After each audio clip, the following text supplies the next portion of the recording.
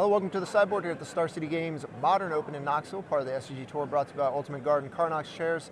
I'm Nick Miller alongside Aaron Barich for another Urza deck, not an Urza deck tech. We have Yawgmoth, one of the other mythic rares from Modern Horizons. Didn't quite have the limelight that some of the other ones did. We've already seen Ranger Captain of Eos take down a tournament. We've seen Urza do plenty of work. But now it's time for Yawgmoth. It's time for Yawgmoth. It's time, we are reliving Magic history of Yawgmoth versus Urza. The story is just happening in front of us. Yeah, and I think it's, it maybe isn't how history went Magic-wise, but I think we're rewriting story. We're going to say Yawgmoth was the true champion over Urza. In our current timeline, Yawgmoth is the hero now. Our hero, yeah. So, jokes aside, we have a new Modern deck, which is rare to come by. And by new, I mean you and a few people have been working on this deck for a while. You and Tom and I think Frank Scarron played it at the Team Open last weekend. But here you're off to a 6-0 start. Tell us what's going on with this deck. Just overview, what is this deck doing? There's a lot going on with the deck, but the basic idea is you're using Yawgmoth's Grand Physician's ability that's you can lose a life, sacrifice a creature, to draw a card and put a -1/-1 counter on something else. And you're using that in conjunction with the Undying creatures, which when they leave play, return with a +1/+1 counter. So you're able to use Yawgmoth's ability to remove the +1/+1 counter by negating it out with a -1/-1 counter. And doing that allows you to sack your creatures to Yawgmoth more often than you should be able to. Right. And then the key here is you eventually set up these loops or quasi tournament or like combos where you combo off and draw a good chunk of your deck. You're not infinite, but you do have a couple of combos. And take us through those, because you've got a bunch of Undying creatures, Yawgmoth, and then you just put the whole mess together. Right, so the deck has the 3 Undying creatures. There's Yawgmoth, Strangler-Geist, and Drops Messenger. So if you have any 2 of those in play with a Yawgmoth, you can have them target each other with Yawgmoth's sacrifice ability, removing the counter and sacking them back and forth, and then your Yawgmoth becomes Yawgmoth's bargain. Lose 1 life, draw a card. You can do that as many times as you have life and as many cards as you want. Drops Messenger in particular is important because that's part of your kill that you have a lot of the time. With the Drops Messenger and an Undying creature, any of the others, if my life total is higher than my opponent's, I can loop Drops Messenger plus just say Yawgmoth, and every time they sacrifice and target each other, Drops Messenger is going to return to the battlefield and make my opponent lose 2 life. So for every cycle we do, I am losing 2 life and my opponent's losing 2 life. So if we get to a board state where my opponent has less life than me, then they will lose the game. I'll sack and draw cards, and drawing the cards is irrelevant because they're just dying. If I have 2 Drops Messengers, as long as my life total is at least half of my opponent's life total, or 1 point above, then I can bounce them back and forth and they will lose that way.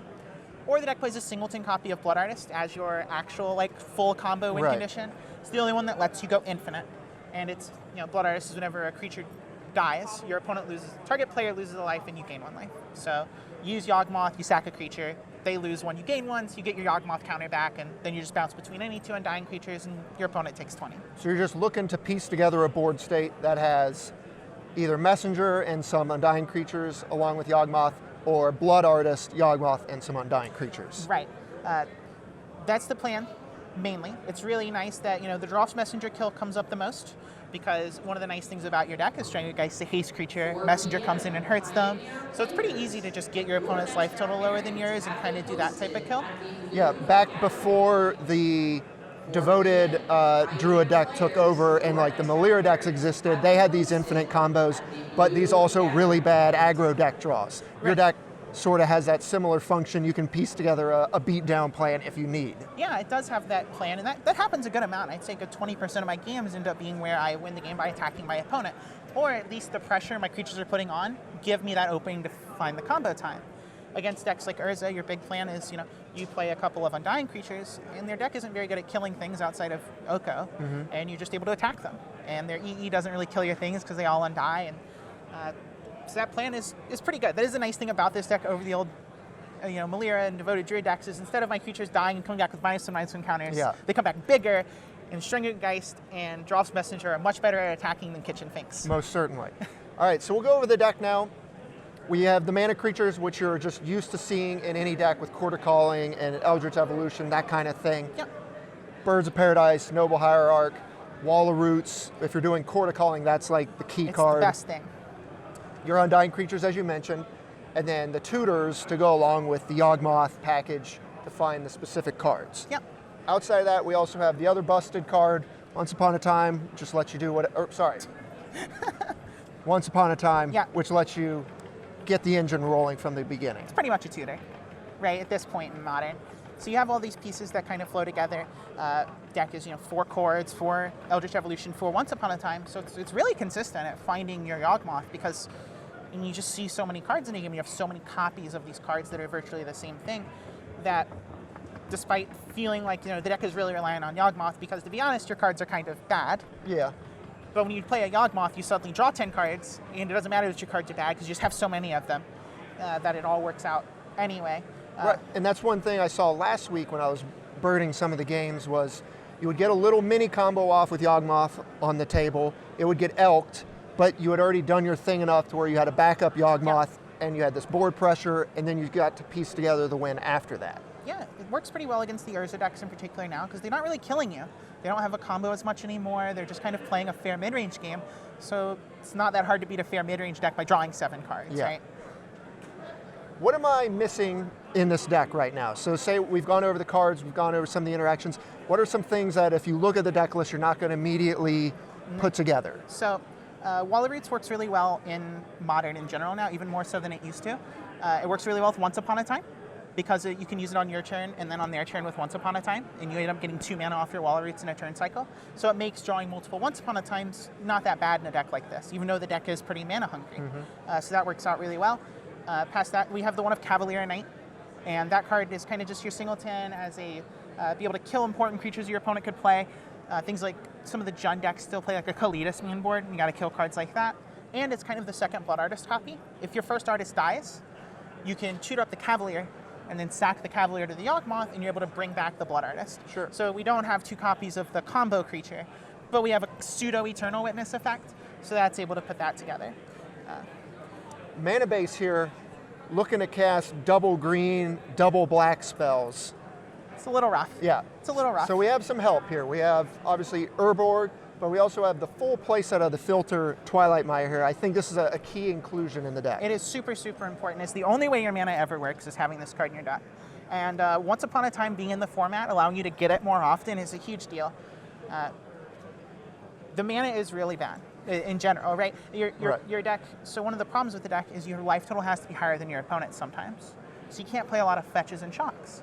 Because if you fetch shock, it's way harder to kill them with the Drops Messenger. Yeah. So the deck was only playing 4 fetches and 2 shocks. And the rest of your lands, besides the peatlands, just don't hurt you. Blooming Marshes, Twilight Mires, Urborg, because your life total is very important.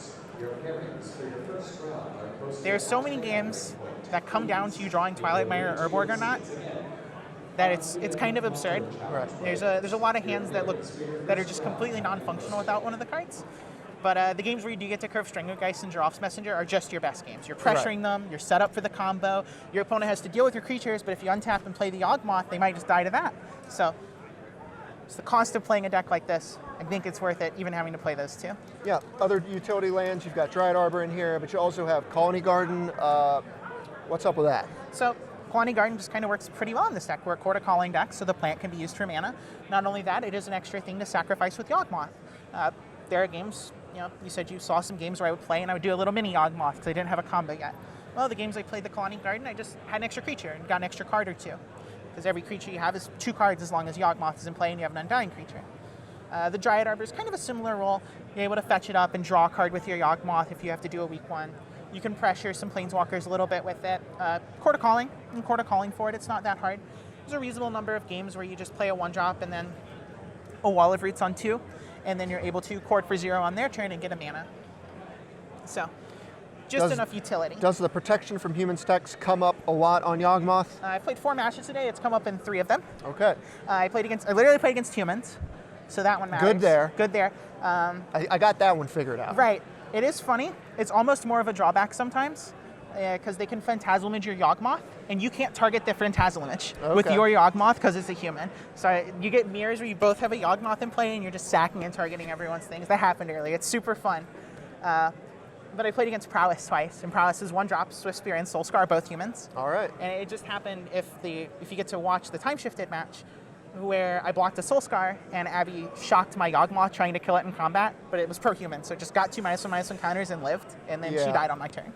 Unfortunate. All right, let's take a look at the sideboard here. We're going to have a whole bunch of cord targets. We'll go over the other cards first. Thoughtseize, we've got this one figured out. Yep. Veil of Summer, good card if you play green. And Damping Sphere, good against ramp strategies. I assume your deck is a little weak to the ramp decks or the big mana decks? It can be. Kind of the classic green Tron's pretty hard. Cards like Karn Liberate in particular, exiling cards is kind of a problem. It's really hard to get the combo together. Eldrazi Tron, a little better. Its deck's pretty good against Chalice of the Void. So that's a nice part of it. A little proliferate. Yeah, you can tick up the Chalice with your Yawgmoth. That's cool. You don't play a lot of 1-drops. So if they just play it for one game one, it sometimes doesn't hit anything. Best part is when they play it for one, not really knowing what's going on yet, and they can't get their Grafdigger's Cage out of their sideboard with Karn because they're chaliced on one. That comes up a lot, and it's really funny. Yeah, past that, some of the Titan decks, the newer like blue-green Titan decks that did well last week, those matchups are so much better than Valakut because they don't kill you. Yeah. They put 8 zombies into play, and you're like, cool, I have an infinite combo, glad you have a bunch of power. Yeah.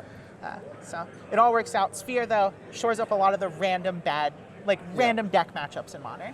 Abrupt Decay, Assassin's Trophy is your answers. Then let's take a look at some of the creatures here. Kitchen Finks, gain some life there. Plague Engineer, in case you need to wipe out an enemy creature type. How about Thrashing Brontodon here? This combos with your Rex Sage as your answers. Right. We have a 1-in-1 split on Rex Sage and Thrashing Brontodon. And the reason I ended up with that split is Thrashing Brontodon is pretty funny in that it's a 3/4, which is embarrassingly important in Modern right now. It doesn't die to Bolt, and it doesn't get blocked by Elks. So there are a lot of games against the Oko decks where you can just play a Brontodon as a 3/4. It's something Rex Sage doesn't get to do. So I figured there's enough games where if I need both and I have to tutor up the second copy or whatever, I'm probably able to pay the mana for the Brontodon. But if I just naturally draw one of them, I'm much happier to just draw Brontodon as a 3/4. I like that the dinosaur is only slightly bigger than an elk. Is only slightly bigger, but that is huge. Yeah. Huge. Obstinate Baloth, another life gain target here. Yixla Jailer as your graveyard hate creature of choice. Right. I don't think the graveyard decks are super popular overall, so I'm kind of skimping on graveyard hate. Yixla Jailer works really well with Undying. Because the way Undying works, it's a trigger that happens kind of while it's still in play. So it goes to the graveyard and undies back through your Yixla Jailer. Yeah, you get to cheat through that sort of... Cute interaction I learned 2 days ago, because the first time it ever came up. If you have a Yixla Jailer and a Droth's Messenger, and your Messenger dies, it comes back untapped. Because it doesn't have the comes into play tapped ability in the graveyard. All right. So I don't know if that'll ever matter to anyone playing the deck, because it has yet for me in 50, 60, 70 matches, but that is how that works. All right. Anything you want in the stack that you don't have room or you've tried, or anything crazy, any crazy ideas you want to do to wrap up here? There's so many things. A lot of people who are messing with the deck are playing one of Hapatra, Vizier of Poisons, which is the card from Amonkhet block, and it says whenever you put a -1/- encounter on a creature, you make a 1/1 Death Touch Snake. So Hapatra can combo with Yawgmoth on its own, because you just put a counter on something, make a snake, then you can sack the snake, put another counter on something, and so it fuels the Yawgmoth, and that's pretty cool. It felt like kind of a win more to me. I never really wanted to tutor it, and it was just such a bad 2-drop. It was a 2-mana 2/2 that died to everything. So I kind of got off that one. Scavenging News is something I know Tom was really high on the SCGs because it helps you against dredge decks and stuff game one and good against burn. I just decided to play the 8th tutor target because I wanted to be as consistent at comboing as possible. Past that, some debatable things. You got Thragtusk instead of Cavalier. There's so many sideboard options you can play in any Court of Calling deck. There's just so many things, and the options are kind of limitless. All right. Well, you don't have to sell me much on a new deck in Modern. I'm happy to see not Urza. So, Yawgmoth, you're here. Aaron, you're here, killing it, 6-0. We wish you the best of luck. Stay tuned to Star City Games all weekend long for the action here in Knoxville.